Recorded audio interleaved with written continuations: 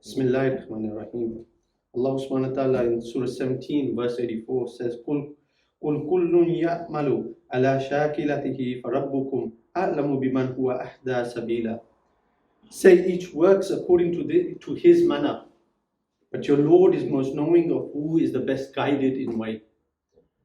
Now, Rasulullah sallallahu alaihi wasallam was the most guided, unquestionably.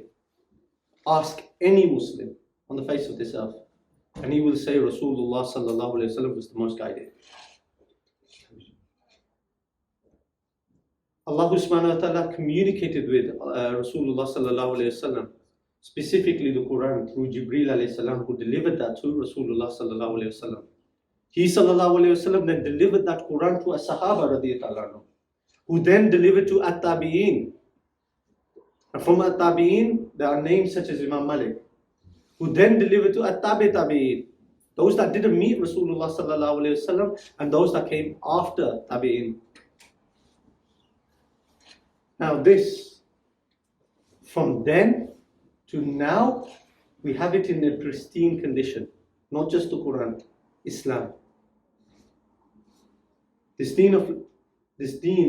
way of life, you see, it creates legends, it creates heroes, remarkable personalities. Some of them are living today, and some have passed away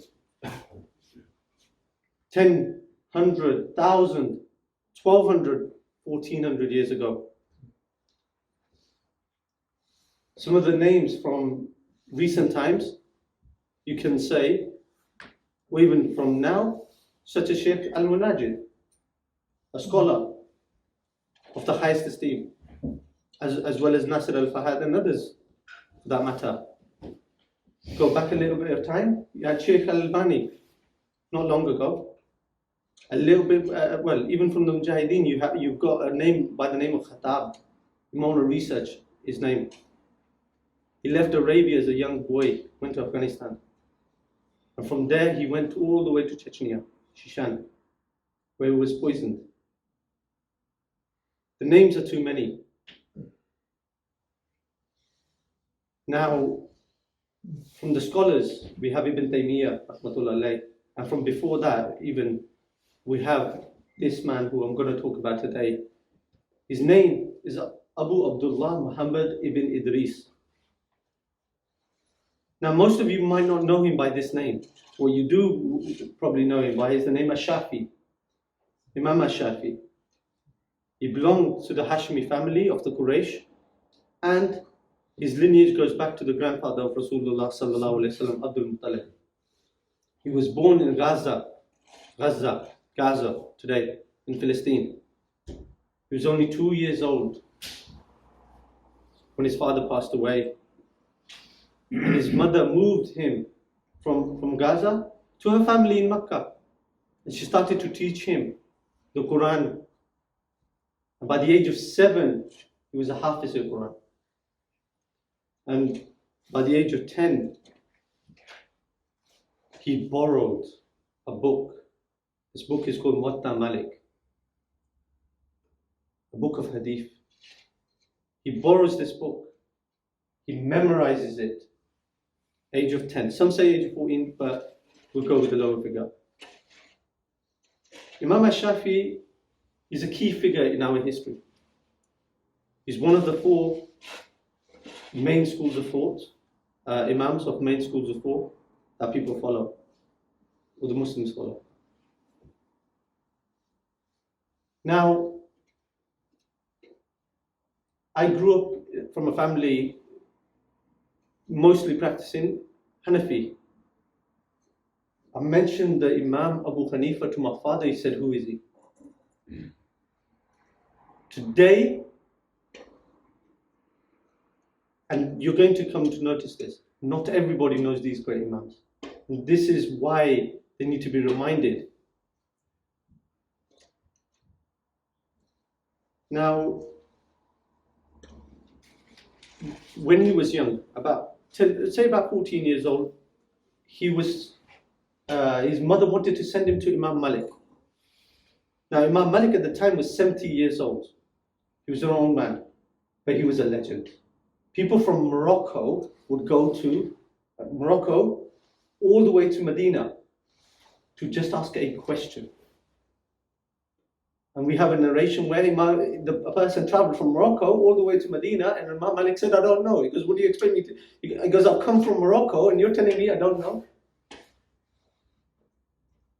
So he was a legend. And the mother of Imam Al Shafi wanted her son to study under Imam Malik. Now, she goes to the Emir of Makkah. She says, write me a letter.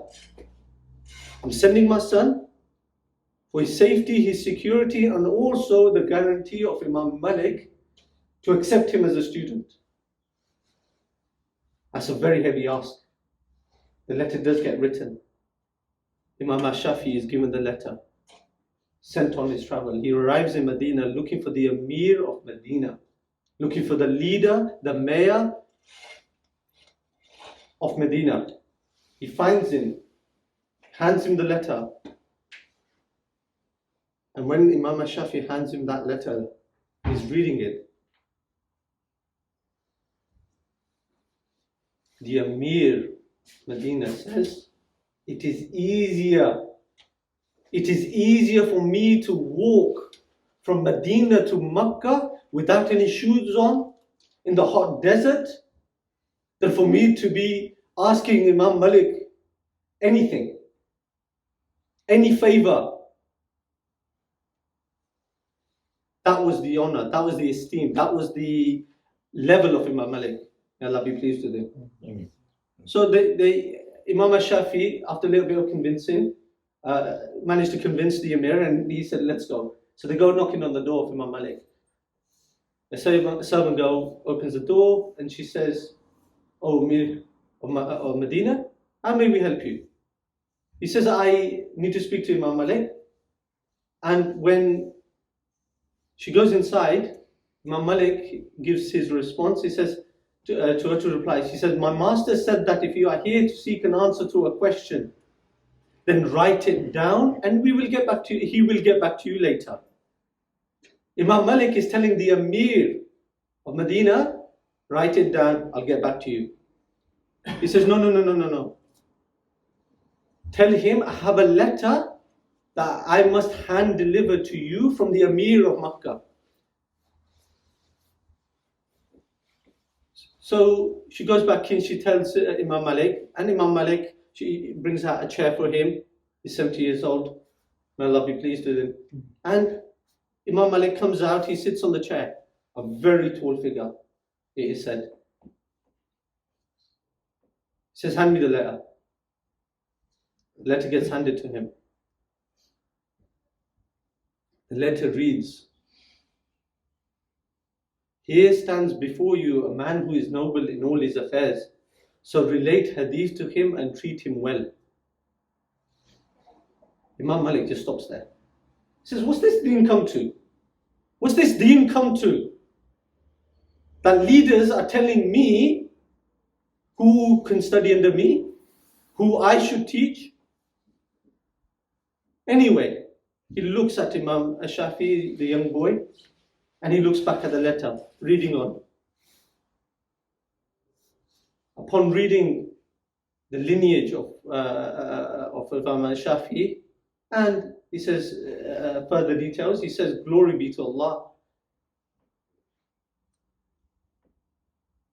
May Allah safeguard you. For you are indeed one from whose family we get the hadith of Rasulullah sallallahu alaihi wasallam.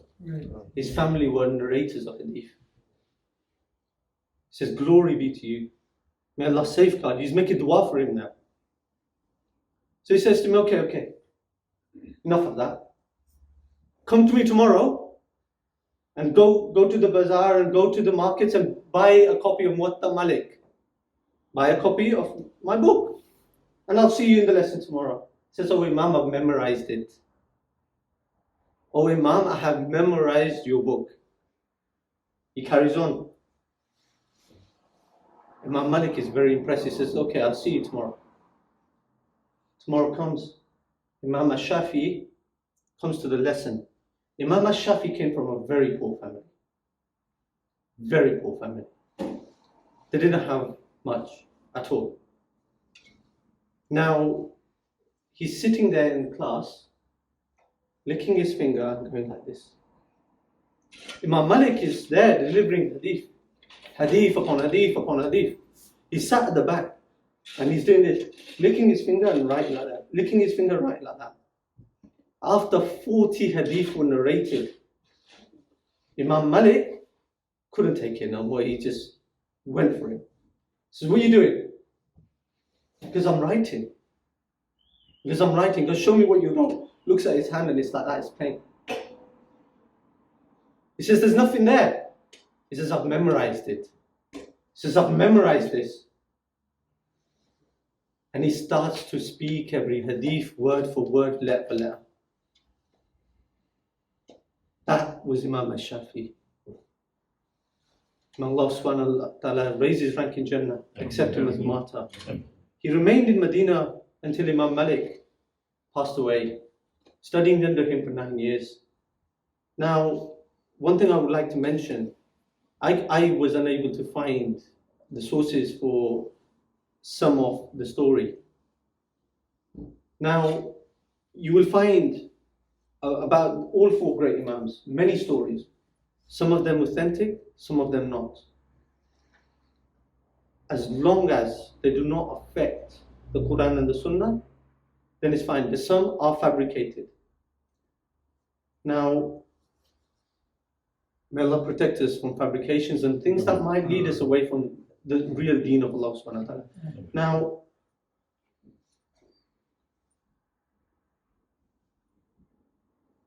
Imam Abu Hanifa passed away the year that Imam Al Shafi was born. But he had this to say, not about Imam Al Shafi, but in general. If I ever say something that contradicts the book of Allah and the Prophet sallallahu alaihi wasallam, then leave what I have said. Leave my statement. In another statement he says, if a hadith is found to be sahih, authentic, that is my madhab, whether I've heard it or not. Imam Malik, he has a statement. Everyone after Rasulullah sallallahu alaihi wasallam will have their statements accepted or rejected, except Rasulullah sallallahu alaihi wasallam.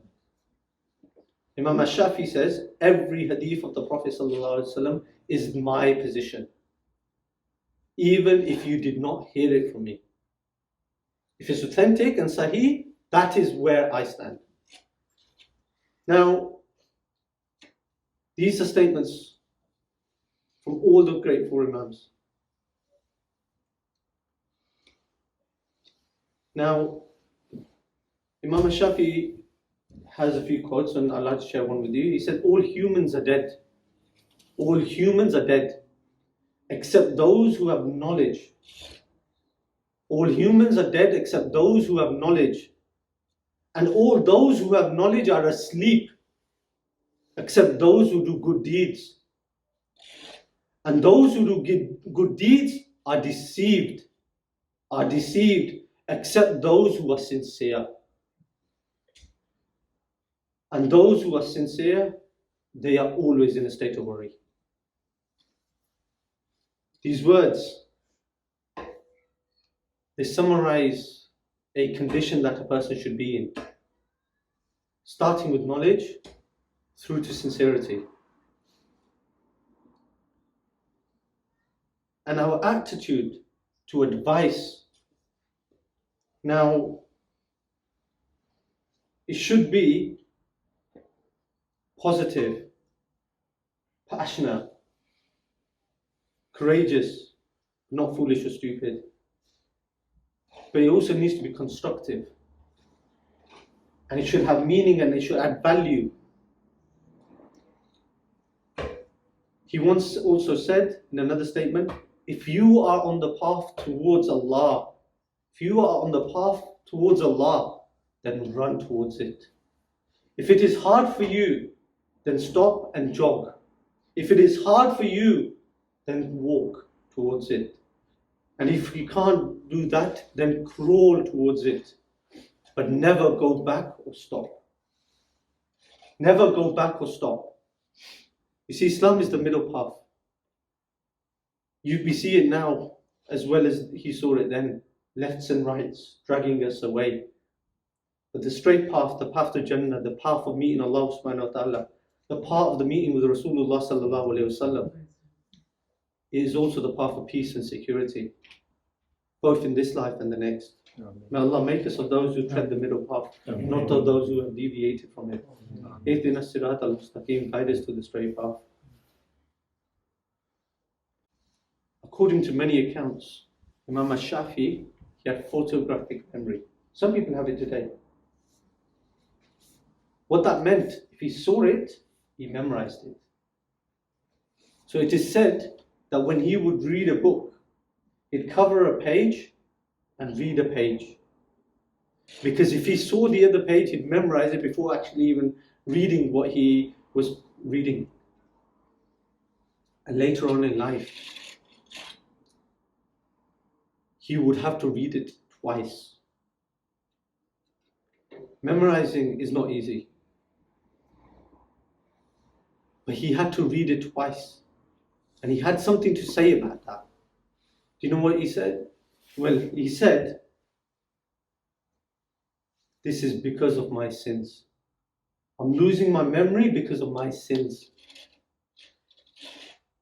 He came in contact during his life with approximately 81 sheikhs who he learned from. 81 scholars of Quran, of Hadith, of Sunnah. This was a time of what we refer to as the golden age of Islam. Imam Al Shafi, like all great men, all great heroes, he was actually arrested. Like all great heroes, he had enemies. He was actually arrested on false accusations of attempting to overthrow the Khalifa. Where was he arrested? Southern Arabia, in the peninsula. Where was he sent and shackled and sent? All the way to Baghdad. When he got to Baghdad, a scholar saw him and saw his caliber, had him freed. He then studied under that scholar, Muhammad. Now,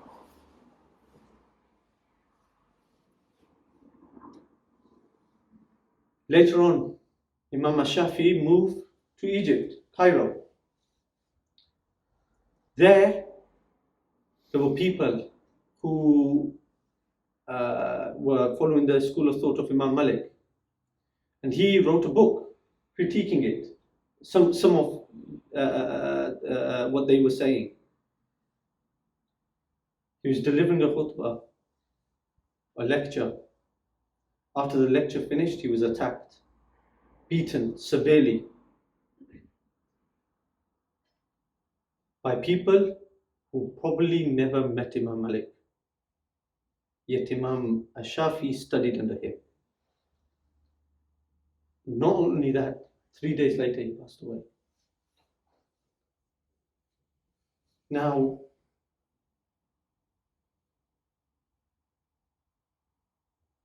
scholars have said that he didn't directly die just from the beating, but he was also suffering from disease. He was 50 years old, 54 years old. I'm going to finish with a short statement from him that was probably said sometime during his life. Always hate what is wrong. Always hate what is wrong, but don't hate the one who errs. Hate sin with all your heart, but forgive and have mercy on the sinner. Criticize speech, but respect the speaker. Our job is to wipe out the disease, not the sufferer, not the patient. That was the job of the scholars. Jabir radiyallahu anhu reports in a hadith from Rasulullah sallallahu alayhi wa sallam, the believer is friendly and he is befriended. For there is no goodness in one who is neither friendly nor befriended. The best of people are those who are most beneficial to people. Be that person who benefits the people the most. And that is something that you will be remembered by. That is why Imam Al Shafi is being remembered today, and those thugs don't have a name. May Allah subhanahu wa ta'ala make us of those who help and remove hardships from others. May Allah subhanahu wa ta'ala make us those who benefit others.